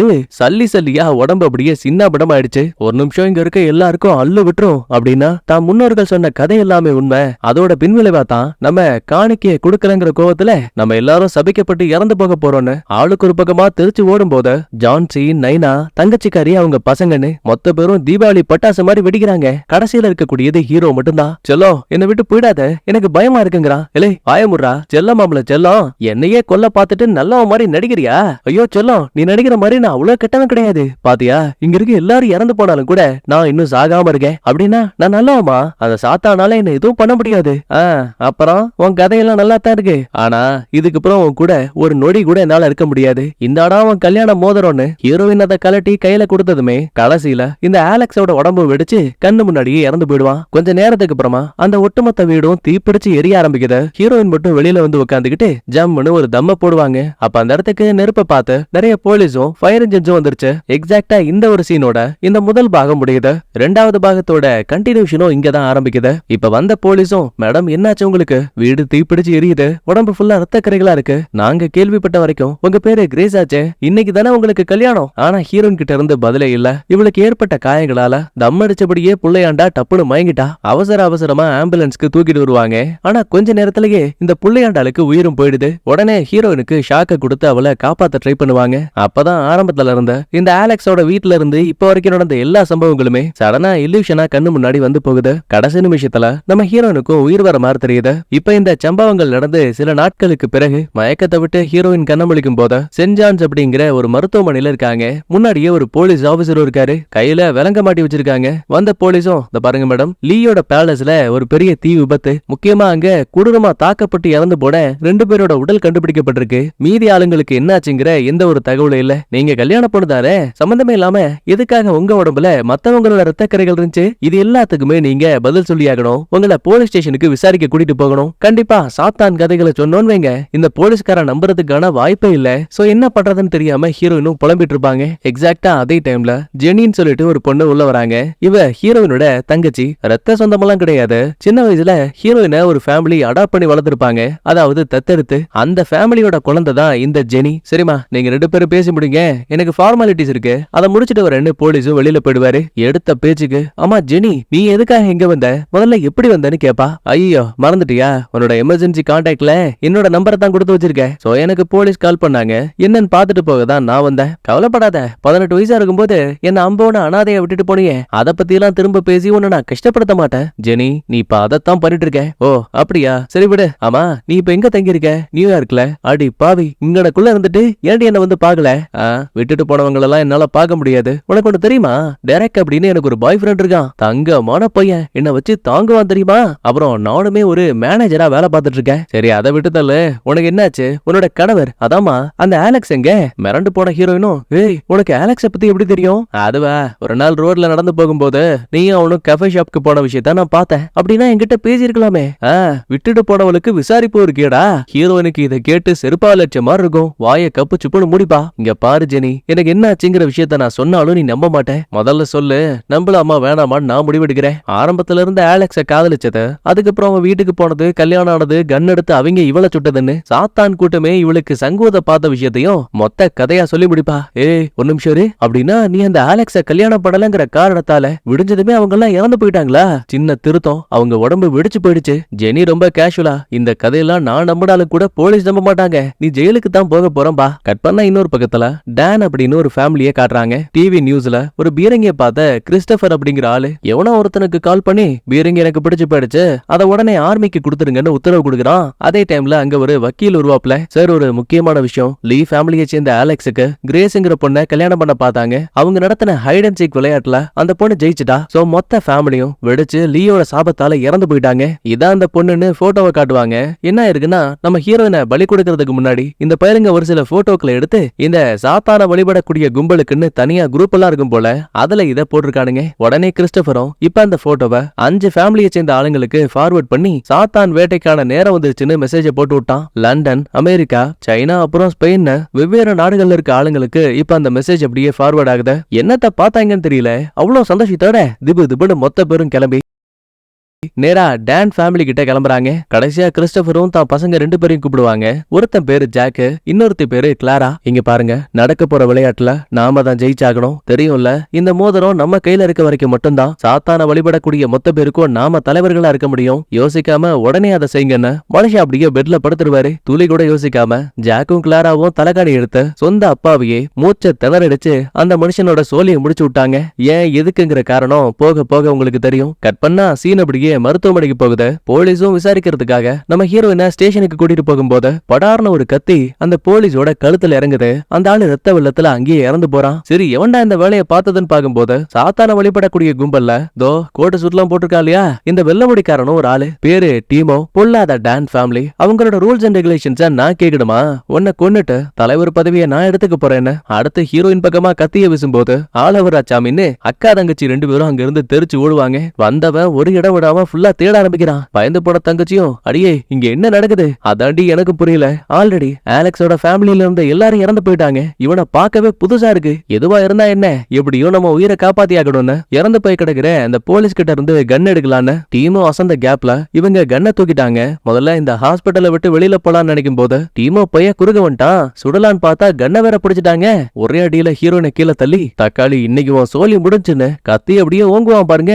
ஆனா நினைச்சு பார்க்க முடியாத நேரத்துல படார்னு அந்த பையன் உடம்பு அப்படியே சல்லியா வெடிச்சு அதே இடத்துல இறந்து போயிடுவான். கண்ணுக்கு முன்னாடி இப்படி ஒரு விஷயத்த பார்த்து தங்கச்சிக்காரிக்கு அல்ல இல்ல. சோ இங்கதான் நம்ம ஹீரோயின் சொன்னது எல்லாமே உண்மைங்கிற விஷயத்த ஜெனியும் புரிஞ்சுக்கிறாங்க. அதுக்கப்புறம் போலீஸ் கிட்ட வந்தவ ஆல்ரெடி இவர்கிட்ட ஹீரோயினோட கல்யாண காஸ்டியூம் ஆதாரமா இருக்கும் இல்லையா, அவசரமா அந்த துணி எடுத்து மாட்டிக்கிறா. கரெக்டா அதே டைம்ல கோட்டு போட்ட 2 பேரு முகத்துல கேஸ் மாஸ்க் எல்லாம் போட்டுக்கிட்டு லிப்ட் வழியா வந்துட்டானுங்க. 2 புகவடியை போட்டதுமே மூச்சு விட முடியாம ஹீரோயினும் தங்கச்சியும் அதே இடத்துல மயங்கி போக அடுத்த சீன்லயே இந்த டான் ஃபேமிலிக்கு சொந்தமான ஒரு மிகப்பெரிய ஹோட்டல் இருக்கு. இத சுத்தி பல ஏக்கர்களுக்கு வெறும் காடு மட்டும்தான் இருக்கு. ஜாக்கும் கிளாராவும் ஆல்ரெடி ஹோட்டல்ல இருக்க மொத்த பேரையும் தக்காளி வெளியில போங்கடான்னு கெட்ட வார்த்தையில திட்டிட்டு இருக்காங்க. அப்ப உள்ள வந்த ஒரு போதகை, நான் ஜாக்கே ஜாலியா இருக்கீங்க போல, லீ ஃபேமிலி இறந்துருச்சு தெரியும்ல, அடுத்த விளையாட்டை எப்ப வைப்பீங்க, அதை பாக்குறதுக்கு நான் ஆர்வமா இருக்கேன்னு போற போக்குல ஜாக்கோட மணி அடிச்சுட்டு போயிடுவான். அடோங்க ஒப்ப மவனே உனக்கு என்ன தைரியம், எப்ப பாரு உனக்கு இதே வேலைன்னு சண்டைக்காக இவன் போகும்போது கூட இருக்க கிளாரா தான் வேடான்னு தடுக்கிறா. அதுக்கப்புறம் இந்த சாத்தான் கூட்டத்தோட மெம்பர்ஸ் இருக்காங்க இல்லையா, அவங்க எல்லாரும் 1 by 1 வருவாங்க. எல்லாருக்கும் பேர் வச்சிருவோமா. முதல்ல வண்டியை விட்டு இறங்குறான் இல்லையா, இவனோட பேரு டோனி. கூடவே சாம் அப்படிங்கிற தன்னோட பையனையும் கூட்டிட்டு வந்திருக்கான். மூத்த பொண்ணோட பேரு லாரா, அவன் இன்னும் இங்க வரல. அடுத்து 2வதா சைனா பேச, அவங்களுக்கு ஒரு பையன் இருக்கான், ஷார்ட்டா பேண்டா அப்படின்னு மைண்ட்ல வச்சுப்போம். அடுத்து 3வது ஃபேமிலியில அந்த மஞ்சள் சக்கா போட்டிருக்கான் இல்லையா, அவனோட பேரு ராஜுன். 2வது ஆள தாடிக்காரன்னு மைண்ட்ல வச்சுப்போம். கடைசி ஆளோட பேரு மார்டினா, ஆல்ரெடி அந்த டீமோ இறந்து போயிருப்பான், அவன் 4வது ஃபேமிலி. அப்புறம் இந்த ஜாக்கும் கிளாராவும் 5வது ஃபேமிலி, ஆல்ரெடி லீ ஃபேமிலி இறந்து போயிருப்பாங்கல்ல, அவங்க தான் 6வது குடும்பம். கதை குழப்ப கூடாது இல்லையா, அதனாலதான் தெளிவா சொல்லிடுறேன். அதுக்கப்புறம் மொத்த பேருமே ஒரு மீட்டிங்க போடுவாங்க. மையத்துல நம்ம ஹீரோயினையும் தங்கச்சிக்காரியவும் கட்டி போட்டிருக்காங்க. நேரத்துக்குன்னு உள்ள வந்த லாயரும் இவங்க குடும்பத்துக்காகவே ரூல்ஸ் அண்ட் ரெகுலேஷன்லாம் எழுதப்பட்ட ஒரு புத்தகத்தை கொண்டு வருவான். இத பாருங்க, ஆல்ரெடி ஹைட் அண்ட் சீக் கேம்ல லீ ஃபேமிலி தோத்து போனதால அவங்க சாபத்தால உடல் வெடிச்சு இறந்து போயிட்டாங்க. அதுக்காக அப்படியே நம்மளால விளையாட்ட விட முடியாது. சட்டப்படி ஒரு ஃபேமிலி இறந்து போயிடுச்சு அப்படின்னா அடுத்து எஞ்சி இருக்கக்கூடிய 5 ஃபேமிலி ஒன்னா சேர்ந்து இந்த விளையாட்டை விளையாடி ஆகணும். அதை விட முக்கியமா அவசரப்பட்டு யாராவது எடுத்தோம் கவுத்தோன்னு ஹீரோயினை கொல்ல பார்த்தாங்கன்னு வைங்க, லீயோட சாபத்தால அவங்க இறந்து போயிடுவாங்க. எக்ஸாம்பிளுக்கு டீமோ உடம்பு வெடிச்சிருக்கும் இல்லையா, அதே மாதிரி இதுல ஒரு பிரச்சனையும் இருக்கு. குடும்பத்துல எவனாவது ஒருத்தன் தப்பு பண்ணா அப்படின்னா மீதி இருக்க மொத்த பேருமே உடல் வெடிச்சு இறந்து போயிருவாங்களா. அதே டைம்ல ஹீரோயினோட கட்டுகளை அவுத்து விடும் போது, எப்பாடே தயவு செஞ்சு எங்களை விட்டுருங்கன்னு அக்கா தங்கச்சி 2 பேரும் கெஞ்சுவாங்க. ஆஹா, அதுக்கெல்லாம் வாய்ப்பே கிடையாது, நீங்க விளையாட்டுல கலந்துகிட்டே ஆகணும். இதுல உனக்கு ஒரு நல்ல விஷயம் இருக்கு, ஒருவேளை விடியற் கால வரைக்கும் நீ சாகாம உயிரோட இருந்து ஜெயிச்சிட்டேன் வை, தலைவர் பதவி உனக்கு கிடைக்கும். சரி, அதுக்கப்புறம் என்ன ஆகும், பெருசா ஒண்ணும் இல்ல, எங்களோட சாத்தான் கூட்டத்துல நீயே ஒரு ஆளா இருப்ப. ஆடா பாவீங்களா, அப்படின்னா உங்களை மாதிரி அப்பாவியான மக்களையும் ஆடுகளையும் பலியா கொடுக்கணுமா, சரிதான் போங்கடா, என்னால கலந்துக்க முடியாது. அப்ப நேரத்துக்குன்னு டோனியோட மூத்த பொண்ணான லாரா அங்க வருவா. அடி சண்டால பாவி, ஆலெக்ஸோட கதையை முடிச்சவன் நீதானா, உனக்கு தெரியாதல்ல, முதல்ல ஆலெக்ஸ நான் தான் கல்யாணம் பண்ண வேண்டியது, ஒரு சில காரணங்களால எல்லாமே தள்ளி போயிடுச்சு. சரி சொல்லு, கடைசியில ஆலெக்ஸுக்கு என்னாச்சு? கல்யாணம் மோதிரத்தை அவன் மேல தூக்கி போட்டேன், உடம்பு வெடிச்சு என் கண்ணு முன்னாடி இறந்து போயிட்டான். தக்காளி யாரு நீ பாட்டுக்கு வர, நீ பாட்டு கத்துற. கோவத்துல லாராவும் உன்னை இங்கே கொல்றேன் பாருன்னு லைட்டா கிட்ட போகும்போது டோனி உள்ள பூந்து, முட்டாள் மாதிரி பண்ணாத, நீ அவளை தாக்கடாவே இறந்து போயிடுவ, விளையாட்டு ஆரம்பிச்சதும் பாத்துக்கலான்னு அவளை அப்படியே சமாதானப்படுத்திடுவான். கூடவே லாயரும் நீ விளையாட மறுத்தா உன் தங்கச்சியை கொன்றுவேன்னு மிரட்டும் போது வேற வழியே இல்லாம இவளும் சரின்னு சம்மதிக்கிறா. அப்புறம் வலுக்கட்டாயமா 2 பேருக்கும் மயக்க ஊசியை போட இங்கதான் இந்த லாயரும் மத்த விதிகளை சொல்ல ஆரம்பிக்கிறான். இந்த பாத்தீங்களாப்பா, இதுதான் தலைவருக்கான மோதிரம். ஒரு குடும்பத்துல இருந்து ஒரு ஆளு நம்ம ஹீரோனை கொல்றதுக்கு போட்டியில கலந்துக்கலாம். விதிகள் ரொம்ப கடுமையானது. எக்காரணத்தை கொண்டும் மத்த குடும்பத்தை சேர்ந்த ஆளுங்களை ஒருத்தருக்கு ஒருத்தர் கொல்ல கூடாது. அப்படி பண்ணீங்கன்னா நீங்க இறந்து போயிடுவீங்க. அதை விட முக்கியமானது, ஒரு போட்டியாளர் இறந்து போயிட்டாங்க அப்படின்னா அதே ஃபேமிலியை சேர்ந்த அடுத்த ஆளு களத்துக்குள்ள வந்தே ஆகணும். இது சட்டத்திட்டங்களுக்கு உட்பட்டது. முக்கியமா நடக்கக்கூடிய எல்லா காட்சிகளையும் இங்க இருக்க சிசிடிவி கேமராக்கள் மூலமாவும் ஜன்னல் வழியாவும் பார்த்து என்ஜாய் பண்ணுங்கன்னு லாயர் இப்ப போட்டியில கலந்துக்க போற முதல் 5 பேரை கூட்டிட்டு வருவான். சொல்ல மறந்துட்டேன், இந்த கிளாராவும் ஜாக்கும் ரெட்டையர்கள். சோ அவங்க ஃபேமிலி சார்பா இவங்க 2 பேருமே கலந்துக்க முடியும். இந்த பாருங்க, ஹீரோயினை தோட்டத்துக்கு நடுவுல போட்டிருக்கோம், நல்லபடியா ஜெயிச்சிட்டு வாங்கன்னு அலாம ஆன் பண்ணதுமே 4 பேரும் அங்க இருக்க தமத்துண்டு வண்டியில ஏறுவாங்க. ஆனா பாருங்க, ஜாக் அப்புறம் கிளாராவோட வண்டியில மட்டும்தான் சாவி இருக்கு, மீதி வண்டிங்கள்ல காணோம். அட சண்டால பாவி, சாவியை ஒளிச்சு வச்சிட்டியா, உன்னை சும்மா வர மாட்டேன்னு தாடிக்காரன் வெறிகொண்டு வந்துட்டு இருக்கான். வேற வழி இல்ல, எஞ்சி இருக்கக்கூடிய டோனி, சைனா பேசுன எல்லாருமே பொடிநடையா கிளம்ப வேண்டியதுதான். அதே டைம்ல மயக்க வேகத்தை விட்டு ஹீரோயினும் கனம் விழுகிறாங்க. ஆனா கூட இந்த முறை தங்கச்சியவும் சேர்த்து கை விலங்கா மாட்டிருக்காங்க. ஏய் இன்னடி நடக்குது, உன்னை கொல்ல பாக்குறாங்கன்னா பரவாயில்ல, இதுக்கிட்ட என்ன உன் கூட கட்டி வச்சிருக்காங்க. ஏன்னா இது எல்லாமே என் வேகத்தை குறைக்கிறதுக்காக. நமக்கு நேரம் கிடையாது, உயிர் பிழைக்கணும்னா திரும்ப சண்டை போட்டாகணும், சீக்கிரம் வா காட்டுக்குள்ள போலான்னு இவ சொல்ல, இல்ல காடுனா எனக்கு பயம், வா வீட்டு பக்கமா போலான்னு தங்கச்சிக்காரி ரூட்ட மாத்த ரெண்டு பேருக்கு இடையில தள்ளுமுள்ளாகுது. அதே டைம்ல சைனா பேச ஒரு சின்ன ட்ரோனை ஹீரோயின் பக்கமா அனுப்பும் போது அவ பயத்துல கம்பெடுத்து அதை அடிக்க ஆரம்பிக்கிறா. ஒரு நிமிஷம் கேளு, இந்த போட்டியில நல்லபடியா ஜெயிக்கிறதுக்கு இன்னொரு ஆப்ஷன் இருக்கு. நான் லாயர் கிட்ட கூட இத பத்தி பேசிட்டேன். நாம ரெண்டு பேரும் தனியா சந்திக்கணும்னு பேசும்போதே கரெக்டா உள்ள வந்த கிளாரா கண்ணை வச்சு ட்ரோன் அப்படியே சுட்டு உடைச்சிட்டா. வேற வழி இல்லாம உயிருக்கு பயந்து ரெண்டு பேருமே அங்க இருக்க காட்டுக்குள்ள ஓடுவாங்க. இங்க நடக்கக்கூடிய காட்சிகள் எல்லாத்தையுமே போதக்கையும் மத்த டீம் மெம்பர்ஸும் சிசிடிவி கேமராக்கள்ல பார்த்து என்ஜாய் பண்ணிட்டு இருக்காங்க. காட்டுக்குள்ள வந்ததும் போதும் தங்கச்சிக்காரி, பாத்தியா உன்னை காப்பாத்த வந்த, கடைசியில எனக்கே பால் ஊத்த பாக்குறல்ல, எனக்கு இதுவும் தேவை இன்னமும் தேவை. ஆனா உன்னடி சாத்தான வணங்கக்கூடிய ஒருத்தனை காதலிச்ச பாத்தியா, அங்க நிக்கிறனி. இப்படி எல்லாம் பேசிட்டு இருக்கும் போது சடனா காட்டுக்குள்ள யாரோ நிக்கிற மாதிரி தெரியுது. வேற யாரா இருக்கும், கிளாரா தான். பயத்துல ரெண்டு பேரும் உடஞ்சு போன மரத்துக்கு பின்னாடி ஒளிஞ்சுப்பாங்க. அப்ப ஒரு சின்ன மரக்கட்டை ஹீரோயின் கையில மாட்டுது. கிட்ட வந்தா கிளாராவை பொழந்துடலான்னு இவ சண்டைக்காக ரெடி ஆகும் போது எதிர்பாராத நேரத்துல பின்னாடி கோடாரியோட ஜாக் வந்துட்டான். கடைசி நிமிஷத்துல தங்கச்சி இதை பார்க்க ஹீரோயினை இழுத்து இவளை காப்பாத்திருவா. சரி எஸ்கேப் ஆகலான்னு ஓட நினைக்கும் போது ரெண்டு பேரையும் அசால்ட்டா கீழே தள்ளி விட்டுருவான். எங்கடி ஓட பாக்குற, இன்னைக்கு உன்னை கொல்லாம விட மாட்டேன்னு ஹீரோயின் கழுத்தை நெரிக்க இவ பதிலுக்கு நகத்தை வச்சு கிளிக்கிறா. தங்கச்சி உதவியால ஜாக்க தள்ளி விட்டுட்டு அட்ட டைம்ல ரெண்டு பேரும் வந்து இடிப்பாங்க பாருங்க. ஆள் அப்படியே அங்கேயே சுருண்டு விழுந்துட்டான். சத்தம் கேட்டு கிளாரா வரதுக்குள்ளேயே ரெண்டு பேரும் அங்க இருந்து எஸ்கேப் ஆயிடுவாங்க. கையில கிடைச்சவங்களை விட்டுட்டியடா கம்னாட்டின்னு தங்கச்சி அடி புலம்பிட்டு இருக்கா. இப்ப தப்பிச்ச ஹீரோயின் வழியில ஒரு மிகப்பெரிய பில்டிங்க கவனிக்கிறாங்க. ஏமா அதை பார்த்தா ஹோட்டல் மாதிரி இருக்கு, கண்டிப்பா உள்ள போனோம், ஏன் போன் இருக்கும், யாருக்காச்சும் கால் பண்ணி நம்ம உதவி கேட்க முடியும். ஜெனி உனக்கு என்ன மண்டை கோளாரா, கொஞ்சம் நல்லா பாருடி, நம்ம ஒரு வெட்ட வெளியில நிக்கிறோம், பொத்தாம் பொதுவா ஓன் வை, நாம இருக்க இடம் எல்லாருக்கும் தெரிஞ்சு போயிடும். ஜெனி கடைசி வரைக்கும் கேட்கவே இல்ல, திரும்ப ஆர்கியூ பண்ணிட்டு இருக்கா. ஆனா ஹீரோயினோட பேச்சுக்கு ஏத்த மாதிரியே இந்த டோனி கையில ஒரு ஸ்னைப்பர் வச்சுக்கிட்ட ஒரு பாலத்துக்கு மேல வெயிட் பண்ணிட்டு இருக்கா. இவங்க ரெண்டு பேரையும் பார்த்து எய்ம் பண்ணவ கரெக்டா ட்ரிகர் பண்ணும் போது நூல் இலையில ரெண்டு பேருமே உயிர் தப்பிக்கிறாங்க.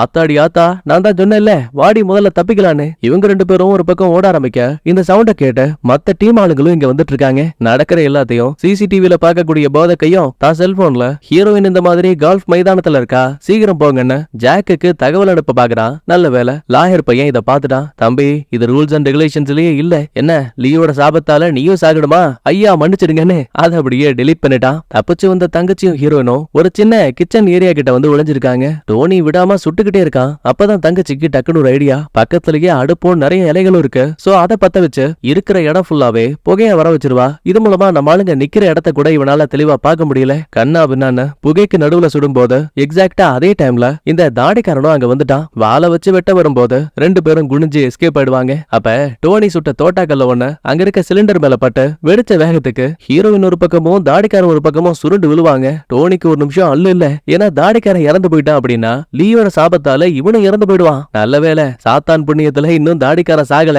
அப்படியே மறுபக்கம் நம்ம ஹீரோயின் இருக்கா இல்லையா, அவளுக்கு வெடிச்ச வேகத்துல பக்கத்துல இருந்த கண்ணாடி பீஸ் எல்லாம் செதறி இவ ஒரு பக்க கை ஃபுல்லா சொருகி கிடக்கு. அதுக்கப்புறம் இங்க இருந்து எஸ்கேப் ஆகி அங்க இருக்கிற பெரிய ஹோட்டலுக்குள்ள வந்துட்டாங்க. ஒன் பை ஒன்னா கண்ணாடி துண்டுகளை பிடுங்கிட்டு காயத்தை கிளீன் பண்ணும் போது ஜெனி சும்மா இல்லாம, உனக்கு தெரியுமா நான் உன்னை ரொம்ப மிஸ் பண்ண, என்ன அப்படியே அம்போன்னு விட்டுட்டு போயிட்டல, அடியே கொஞ்சம் நிலைமையை புரிஞ்சுக்கூட, நம்ம நல்லதுக்காக தான் நான் போனேன். 18 வயசு எனக்கு, ஸ்காலர்ஷிப்ல வெளியில படிக்கிறதுக்கான வாய்ப்பு கிடைக்கும் போது அதை யாரு வேணான்னு சொல்லுவா, ஆனா திரும்ப வந்து உன்னை நான் கூட்டிட்டு போகணும்னு நினைச்சேன், ஞாபகம் இருக்குல்ல, அப்போ உனக்கு 15 வயசு, என்ன கார்டியனா கூட போட மாட்டாங்க, ஆனா இத்தனை வருஷம் ஆனாலும் கூட நீ என்ன தேடி வரல, என்ன மன்னிச்சிருன்னு ஹீரோயின் சொல்லும் போது எக்ஸாக்டா இப்ப அதே இடத்துக்குள்ள தாடிக்காரன் கையில பட்டாக்கத்தையோட வந்துட்டான்.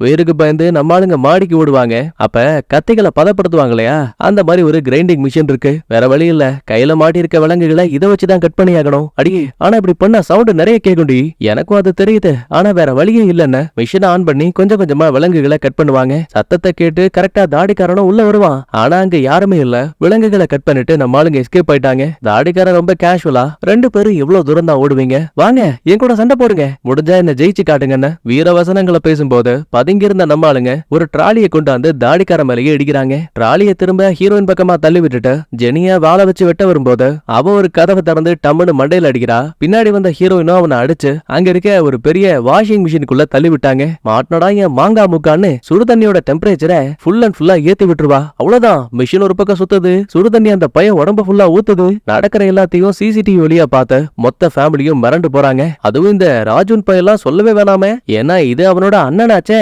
அக்கறை கொஞ்சம் இருக்கத்தான் செய்யும். சடனா இங்கதான் ஹீரோனுக்கு ஆஹா இந்த பையன் கிட்ட போன் இருக்கிறதுக்கான வாய்ப்பு இருக்கு, அதை வச்சு போலீஸ்க்கு கால் பண்ணலான்னு அவசர அவசரமா மிஷினை ஸ்டாப் பண்ண கதவை திறந்ததுமே உயிருக்கு போராடிக்கிட்டு இந்த பையன் வெளியில வந்து தொப்புன்னு விழுவான். சதையெல்லாம் கொலை கொலன்னு சுடு தண்ணியால அப்படியே குழஞ்சு போயிருக்கு. ஆனா என்ன இவ்வளவு காயம்பட்டு ஒரு ஆள் பிழைக்க முடியுமா? கொஞ்ச நேரத்திலேயே அவன் இறந்து போயிடுவான். பாக்கெட்டை செக் பண்ணி பார்க்கும்போது ஹீரோயின் கெஸ் பண்ண மாதிரியே இவன் கிட்ட போன் இருக்கு. அப்படியே மறுபக்கத்துல அண்ணங்காரன் இறந்து போனதால ராஜுன் ஃபீல் பண்ண ஆரம்பிக்க அப்பதான் லாயரும் இங்க பாரு உன் குடும்பத்துல ஒரு ஆள் இறந்து போயிருக்காங்க, அடுத்து நீதான் உள்ள போகணும். எப்பா நிஜமா நான் தான் போகணுமா? ஆமா குடும்பத்தோட தலைவன் நீதானப்பா. ஓ அப்படின்னா நான் யாரு போகணும்னு டிசைட் பண்ணலாம்ல? ஆமா கண்டிப்பா அதுக்கு சட்டத்துல இடம் இருக்கு. நல்ல விஷயமாச்சே.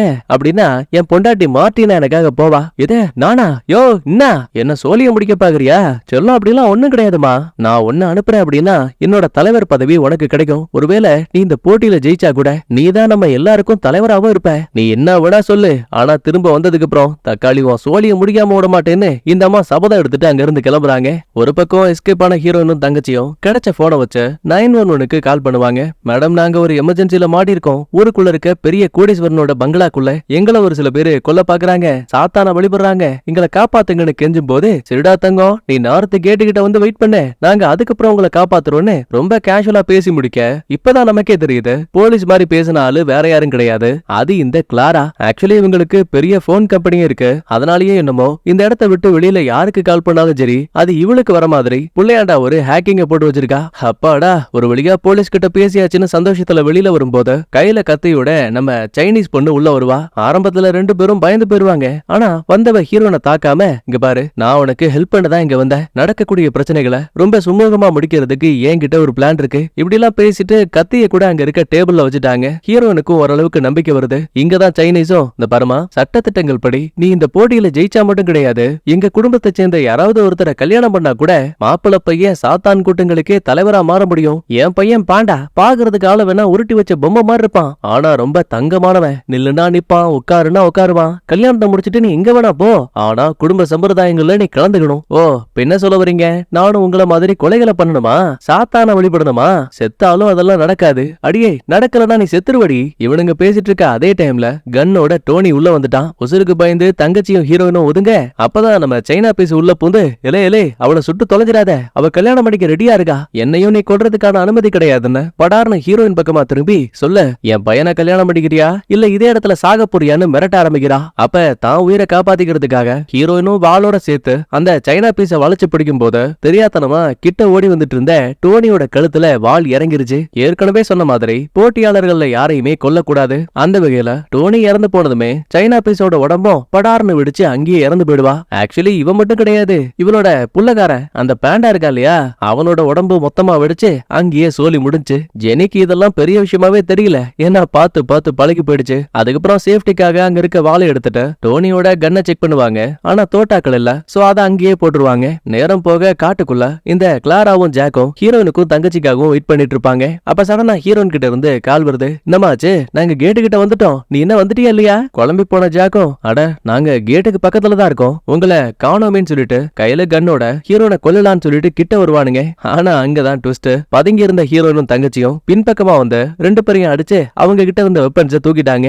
ஏண்டி கிளாரா நீதான் என்ன ஏமாத்த பாக்குறேன்னு உன் குரலை வச்சே நான் முதல்லயே கண்டுபிடிச்சிட்டேன். சுத்தி வளைக்காம நேரா விஷயத்துக்கு வர, இங்க இருக்கக்கூடிய இந்த இரும்பு கேட்டை எப்படி திறக்கிறது? பயந்து போன ஜாக்கோ ஏமா அதெல்லாம் மெயினான கண்ட்ரோல் ரூம்ல இருக்கு, இங்க இருந்து இடது பக்கம் போ, அப்புறம் தெற்கால போயிட்டு வடக்கால போனீங்கன்னா மேற்கால ஒரு குட்டி சந்திருக்கும்.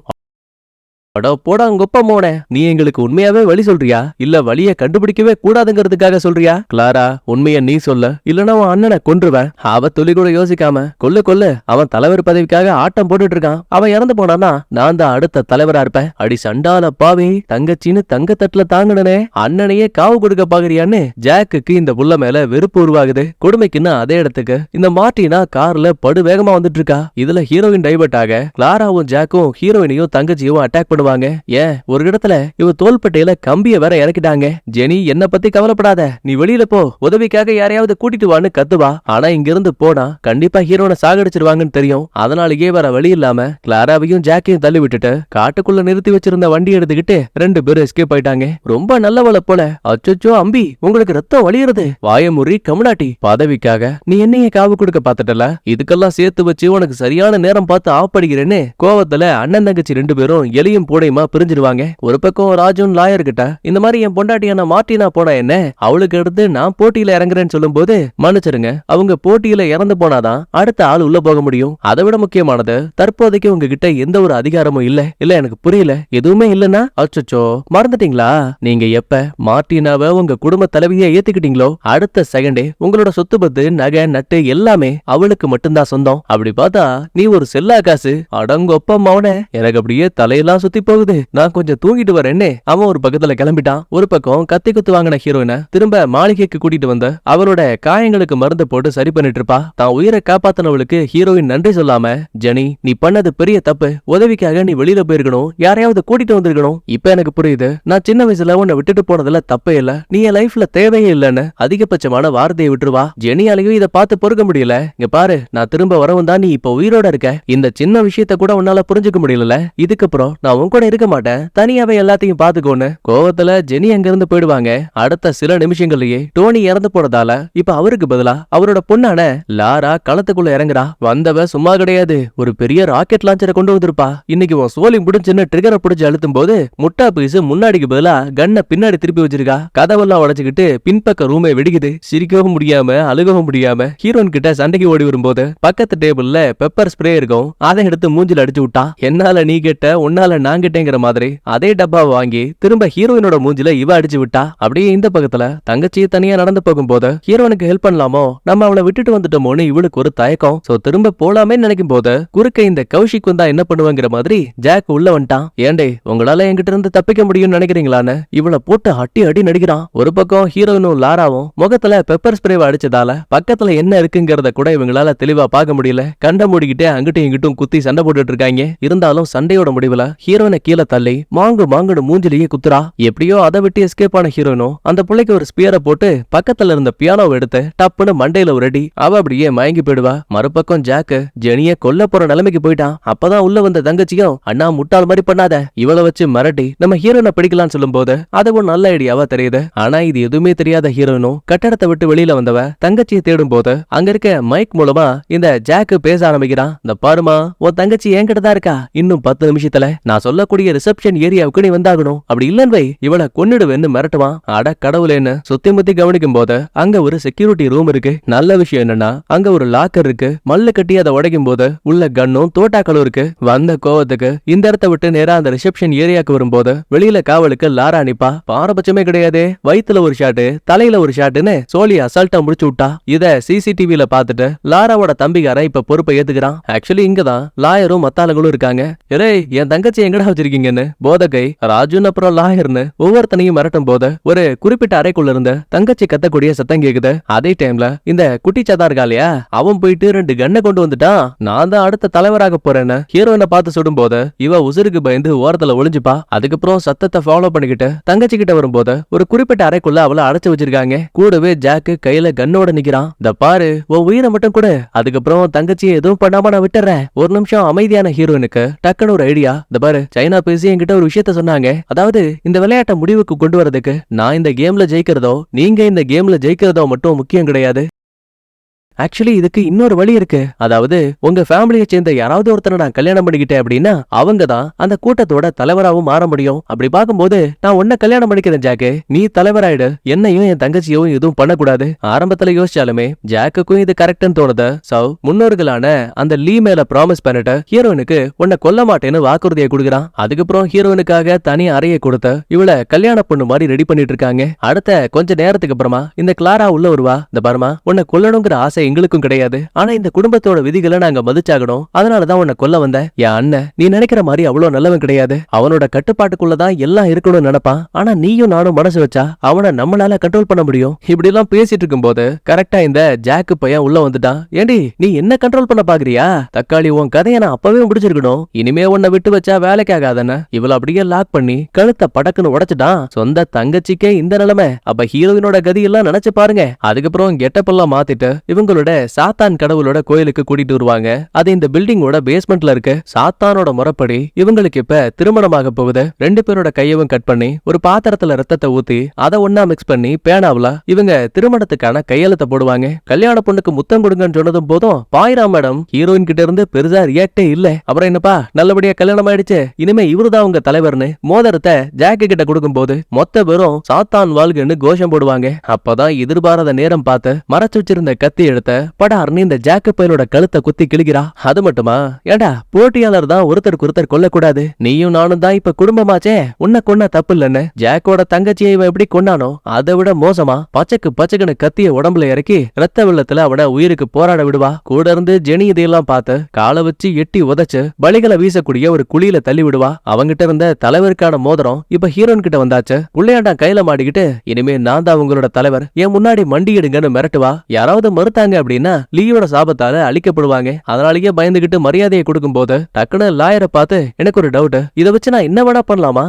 அதுக்கான முழு அதிகாரமும் உங்களுக்கு இருக்கு. அப்ப நல்லதா போச்சு. விடியற் காலை வரும்போது இந்த மாதிரி சாத்தான வணங்கக்கூடிய யாரும் இங்க இருக்க கூடாது, முக்கியமா நான் இந்த தலைவர் பதவியை விட்டு விலக போறேன்னு ஒரு வித்தியாசமான முடிவை ஹீரோயின் எடுப்பாங்க. சரியா இன்னும் விடியறதுக்கு 3 நிமிஷம் இருக்குன்னு லாயர் சொல்லும் போது நம்ம போத கைக்கு டக்குனு ஒரு ஐடியா. ஏப்பா 3 நிமிஷத்துக்குள்ள அந்த மோதிரம் வேற யாருக்கிட்டயாச்சும் போச்சு அப்படின்னா அவங்க இந்த தீர்ப்பை மாத்தி எழுத முடியுமான்னு கேட்டா ஆமா அது பாசிபிள் அப்படின்னு சொல்லுவான். ஓ உங்களுக்கு மோதிரம் வேணுமா, இந்தா வச்சுக்கோங்கன்னு ஹீரோயின் அதை எடுத்து அப்படியே அங்க இருக்க குழிக்குள்ள வீச மோதிரத்துக்காகவும் அதிகாரத்துக்காகவும் மொத்த பேரும் அங்க இருக்க குழிக்குள்ள பொத்து பொத்துன்னு விழுவாங்க. அதுலயும் இந்த குட்டி சாத்தான் தாங்க முதல்ல தாவான். ஒருத்தருக்கு ஒருத்தர் மாத்தி மாத்தி அட்டாக் பண்ணிப்பாங்க.